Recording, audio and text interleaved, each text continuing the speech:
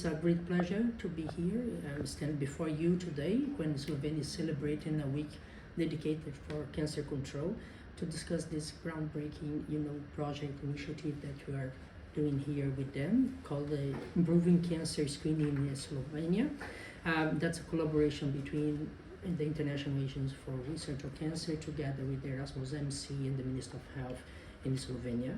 This comes for a request to improve early detection and prevention measures regarding cervical, prostate, and lung cancers, and we heard about the reasons and the importance of it in the country.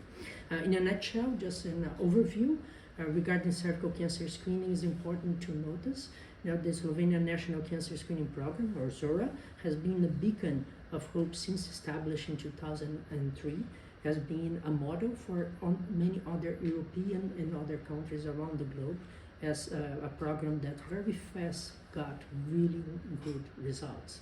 And now it's time to do one more change. It's time to move from cytology-based testing to HPV testing.